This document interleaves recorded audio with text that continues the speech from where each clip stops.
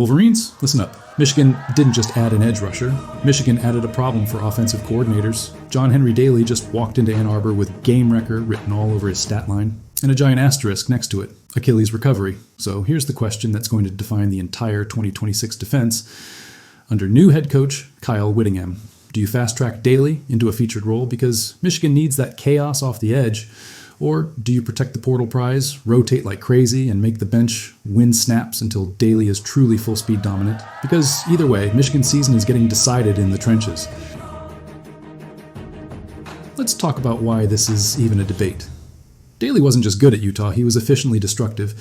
PFF credited him with a 92.5 grade in 2025, plus 51 pressures on only 280 pass rush snaps with 10 sacks in that pressure profile.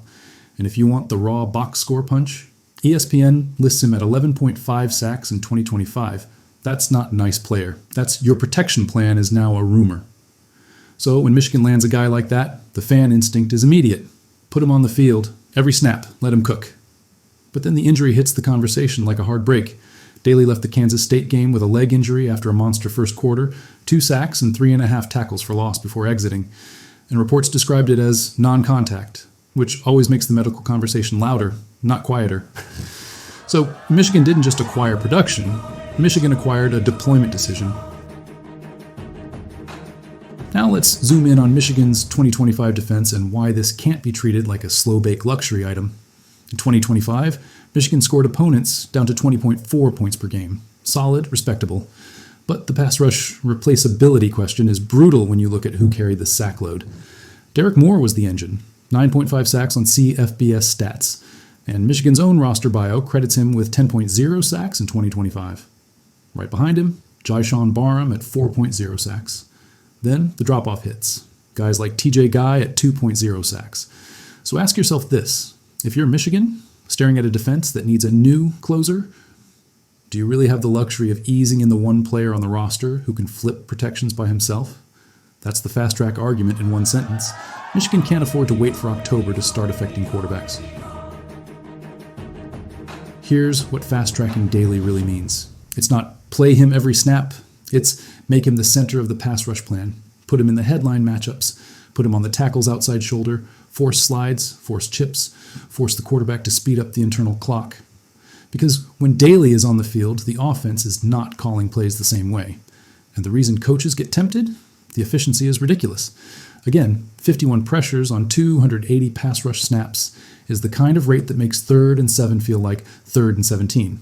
Fast track logic says you don't need 100% Daly to get value. Even 85 to 90% Daly can still warp protections. And Michigan's young edges benefit because Daly creates easier one-on-ones for everybody else. Also, don't ignore the system familiarity piece. Whittingham is literally the head coach now. Daly is coming from that ecosystem. This isn't a transfer learning a new language from scratch. It's closer to plug him into a role he understands. So the fast-track pitch is simple. If he's medically cleared, let his brain and technique carry him while the explosion finishes catching up. Now, the counterpunch, the rotational protection plan. This isn't soft, this is strategic. If Daly's Achilles recovery is real, and if Michigan wants him at peak bend and burst, then the smartest play might be to treat September like a ramp, not a runway, because edge rush is the worst position to be kind of back. It's all torque, all cornering, all sudden stop-start violence. So rotation says, use Daly in high leverage packages early. Let the bench handle more early down volume. Keep Daly fresh, so when the season tightens, when every third down feels like a playoff snap, he's not surviving. He's dominating. And look, Michigan's 2025 red zone defense allowed scores on 83.78% of opponent red zone trips. That's exactly where a healthy, explosive edge matters. Collapsing timing, forcing bad throws, turning touchdowns into field goals. So the rotation argument is basically, don't spend Daly's best football in September if you need it in the red zone in November. Now we get to the part no fan loves, the boring truth. Injury date, November 22nd, 2025. If someone says 6 months, you're talking late May 2026 as a rough milestone. Not necessarily back to being terrifying, but back in the participation window. And yes, Daly has pushed back publicly on the idea he'd missed the year.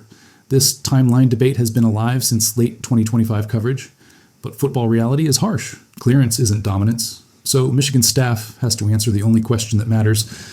Are we chasing early season volume or late season peak? Because both paths have a cost. Here's the winning blueprint if Michigan wants the best version of this story. Weeks 1 to 4, Specialist Daly. Let him be the closer on third downs. Let him win the loud snaps. Keep his snap count disciplined. Weeks 5 to 8, expand the menu. Increase volume if the burst looks real. Start using him in more early down situations, especially if the run defense needs edge setting. Weeks 9 to 12, feature Daly if he's truly himself. Because when November hits, Michigan doesn't need good. Michigan needs offense breaking.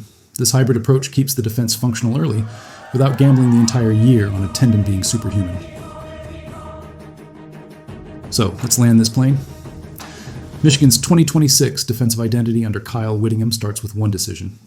Do you feature John Henry Daly now because the sack production he brings is too rare to ration? Or do you rotate and protect, betting that a fresher Daly in late season moments is the difference between good defense and title defense? All right, Wolverines, comment section time. If Daly is cleared for week 1, are you giving him starter snaps immediately or keeping him on a snap count until October?